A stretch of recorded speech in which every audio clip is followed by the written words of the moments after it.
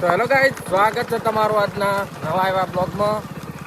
તો ગાઈઝ, ઘરે હતો ને ફોન આવ્યો છે કે ભાઈએ ટ્રેક્ટર ફસાયું છે.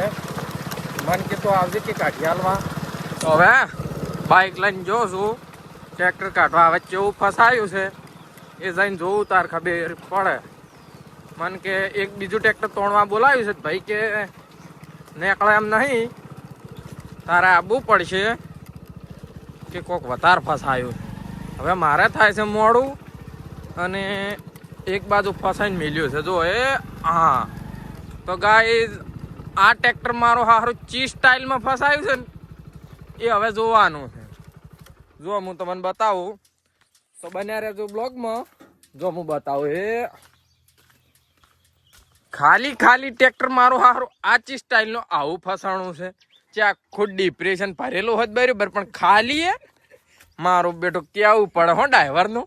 ડ્રાઈવર ચો જો આપણો ડ્રાઈવર તોણિયો લેવા જો છે.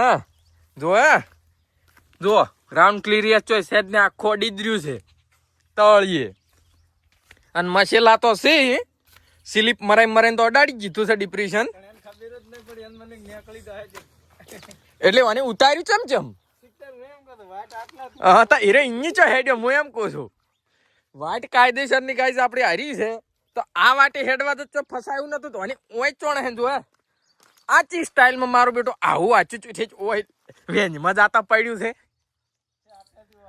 હતા એમ કહું છું, પણ એમ નહીં આ ચેતુનમાં આવા ને આવા ડ્રાઈવરો છે. તમે જુઓ ખાલી આ ટોલું ચોન ટ્રેક્ટર ચો ના વાટ છો જુઓ ખાલી આ વાટ અને ટ્રેક્ટર આચી જુઓ. એક પેલો હોમો વાળો એક ભાઈ અહીંયા કાંડ કરેલું છે, અહીંયા ટ્રેક્ટર ફસાઈ ગયેલું છે.